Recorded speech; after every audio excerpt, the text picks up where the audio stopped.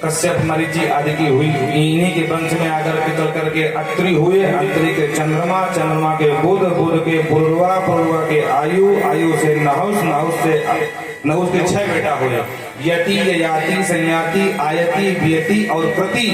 और नहुस के बड़े पुत्र सन्यासी हो गए और छोटे पुत्र जो थे महाराज ययाति, यही राजा बने और इन्हीं के वंश परंपरा में भगवान का प्रादुर्भाव जन्म हुआ। बोल कृष्ण कन्हैया लाल की जय। जय जय श्री राधे। बड़े ध्यान से सुनना। एकदा दानवेंद्र शर्मिष्ठा नाम कन्नका। एक बार दानवराज की पुत्री, दानवराज बृहस्पति जिसका नाम शर्मिष्ठा था, ये कहीं किसी उद्यान में घूम रही थी और शुक्राचार्य जी की बिटिया का नाम देवयानी, तो आपस में सहेली थी। घूमते घूमते महाराज स्नान करने लगी और इतने में भगवान शंकर की सवारी आ गई। तो जल्दबाजी में दौड़ करके बाहर निकली और एक दूसरे के कपड़ा अदल बदल के पहन लिया। तो पहले देवयानी आई तो शर्मिष्ठा के कपड़े पहन लिया। शर्मिष्ठा ने देखा तो मूड खराब हो गया। शर्मिष्ठा ने कहा वाह, अब ये भी जमाना आ गया, यज्ञ का भाग कुतिया खाएगी। देवयानी को बड़ा बुरा लगा, यज्ञ का भाग कुतिया खाएगी मतलब? बोले कपड़े किसके पहने हैं? ध्यान से देखा, बोले उतार कपड़े जल्दी। देवयानी ने मना किया कि आप पहन लिया है, घर में ले लो ना। तेरी हिम्मत कैसे हुई? ब्राह्मण, सामान्य ब्राह्मण की बालिका है, कुछ शर्म नहीं आती? राजकुमारी कपड़ा पहनेगी, उतार कपड़े मेरे। तो आपस में महाराज लड़ने लगे। अच्छा, इनकी जब लड़ाई होती तो देखो महाराज एक दूसरे को चुटकिया पकड़ पकड़ के महाराज लड़ाते थे। हाँ, देखने में तो अबलाने की पूरी बला है, अगर अपने में आ जाए तो अच्छे अच्छे के दांत खट्टे कर दें। बोलो राधे राधे। खूब लड़ी मर्दानी, वो तो झांसी वाली रानी थी। हैं? आज भी नाम नारायण लक्ष्मीबाई का, अंग्रेजों को दांत खट्टे कर दिया। बोलो राधे राधे। तो आपस में भी खूब तनातनी होने लगी महाराजा। धक्का मुक्की में शर्मिष्ठा ने मारे क्रोध के देवयानी को कुएं में डाल दिया। तो धम में से कुएं में गिर गई पर मरी नहीं। पानी की तलाश में महाराज ययाति जंगल में शिकार खेलने गए थे, तो पानी के कुएं में देखा तो पानी के साथ साथ में एक देवी दिखाई पड़ी जो कराह रही थी। तो महाराज ययाति ने बाहर निकाल लिया, हाथ पकड़ लिया। देवयानी ने कहा सरकार, अब आपने इस अवस्था में तो देख ही लिया है, अपना कम्बल डाल दिया। बोलो राधे राधे। क्योंकि शर्मिष्ठा ने जबरदस्ती कपड़े उतार करके धक्के मार के कुएं फेंक दिया था। तो सरकार, आपने एक बार पानी ग्रहण कर लिया है तो आप ही मेरे पति और मैं आपकी पत्नी, अब मुझे अपना लो। ययाति ने कहा देवी आप हो कौन? तो बताएं कि मेरे पिता का नाम शुक्राचार्य है, हम उनकी पुत्री। अरे राम राम, तुम तो ब्राह्मणी हो? बोले हाँ, हम क्षत्रिय हैं, हम ये विवाह नहीं कर सकते आपसे। बोले महाराज आपको करना पड़ेगा। बोले क्यों? बोले अपने को श्राप लगा है कि मुझे दुनिया का कोई भी क्षत्रिय राजा नहीं अपनाएगा। क्या हुआ? कैसा श्राप? कौन दिया? तब पूरी कहानी बताया। शर्मिष्ठा ने कहा एक दिन देवगुरु बृहस्पति का बेटा कच्छ, बड़े ध्यान से सुना, तो वो आया। कच्छ परम। एक दिन जो है देवगुरु बृहस्पति ने कहा बेटा कच्छ एक काम कर, शुक्राचार्य जी के पास संजीवनी विद्या है। तो भाई हम तो जान नहीं सकते क्योंकि हम वो समकक्ष हैं, वो दैत्यों का गुरु, मैं देवताओं का गुरु, तो अब हम उसके शिष्य नहीं बन सकते हैं, अपनी भी ख्याति है भाई। एक काम कर, तू चला जा गुरु जी के पास और चेला बन जा और उनसे ये विद्या ले आ जिंदा करने वाली। ठीक है पिताजी। कच्छ बेचारा आया, शुक्राचार्य जी के पास रहने लगा। शुक्राचार्य जी भी समाज में संकोच बस मना तो नहीं किए पर सिखाने के मूड में नहीं थे। बोले तो 4 साल नहीं रखड़ेगा, बाद में भाग जाएगा, सिखाऊंगा नहीं, ताकि देव गुरु बृहस्पति को बुरा भी न लगे। तो क्या काम दे दिए? बोले बेटा तेरा काम है गौशाला संभालना, गाय चराया कर, गायों को लाया कर। ठीक गुरु जी।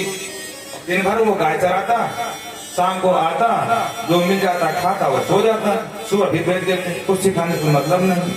दैत्यों ने ध्यान से देखा, बोले एक बात बताओ, गुरु जी ग्वाला क्यों पाल लिए? ग्वाला कौन है भाई?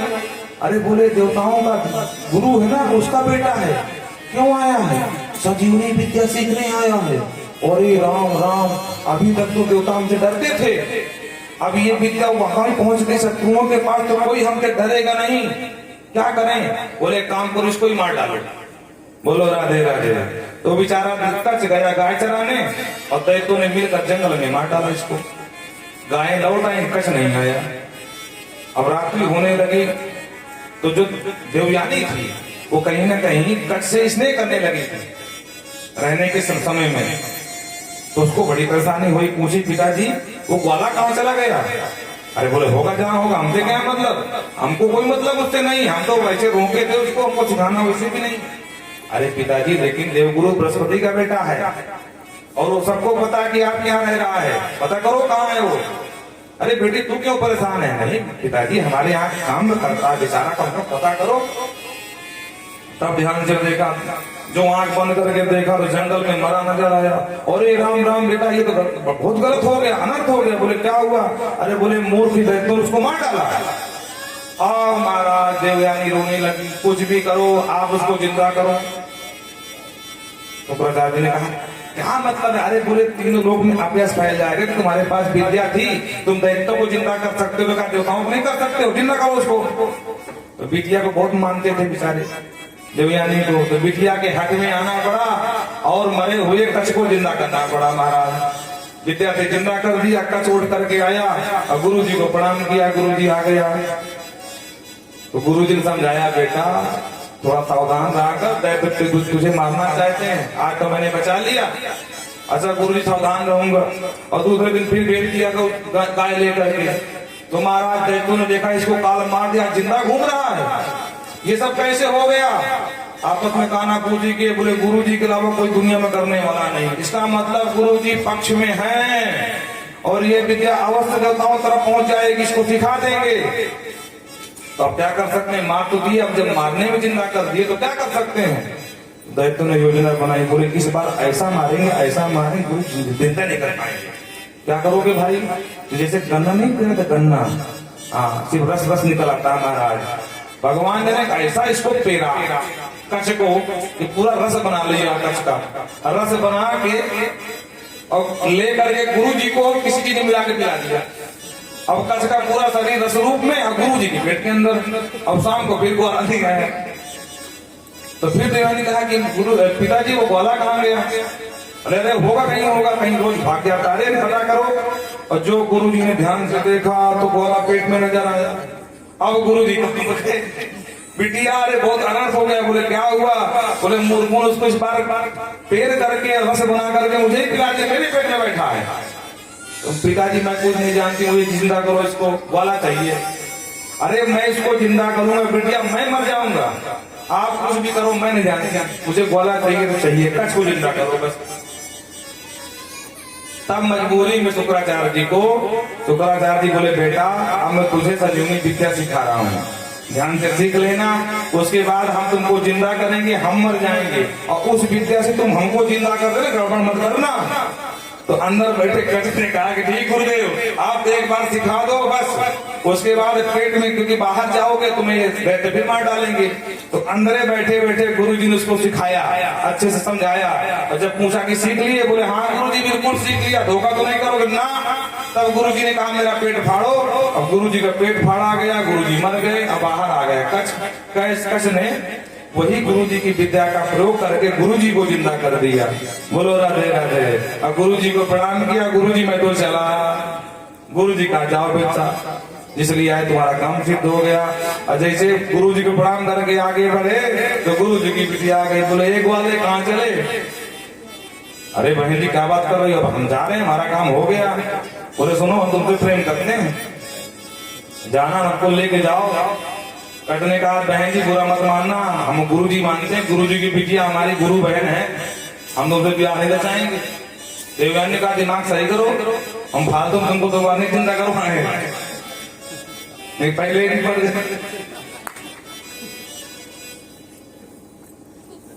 बोलो राधे राधे। अब कच्छ के पीछे पड़ गए। कच्छ ने कहा बहन जी पूरे 3 लोक में अभ्यास फैल जाएगा चंद्रमा की तरह, गुरु की पत्नी का हरण कर लिया था, तो हम वो नहीं चाहते, हम कच्छ हैं, आप कुछ भी करो लेकिन हम तुमसे विवाह नहीं करेंगे।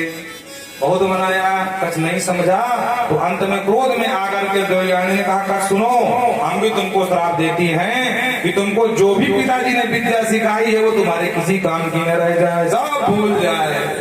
और जो श्राप दे दिया, कछ ने कहा, बहन जी आपने ये ठीक नहीं किया, 2 बार मर मर के तुमने विद्या पाया और ऊपर से आपने श्राप दे दिया। हम भी तुमको श्राप देते हैं बहन जी कि दुनिया का कोई भी जो है ब्राह्मण आपको अपनाएगा नहीं, अन्य कोई अपना ले। तो वही बात याद आई तो समझाया याति से कि सरकार दुनिया का कोई ब्राह्मण मुझसे ब्याह नहीं करेगा, देवगुरु बृहस्पति के बेटे कच्छ का श्राप लगा है, इसलिए आप ही हमारा हाथ पकड़ लो। तब जाकर के शुक्राचार्य जी के पास गए, शुक्राचार्य जी से अनुमति मांगी। शुक्राचार्य जी का ठीक है याति, इसको श्राप लगा है, आप इससे विवाह कर लो। और महाराज शुक्राचार्य जी ने इसके साथ विवाह कर दिया।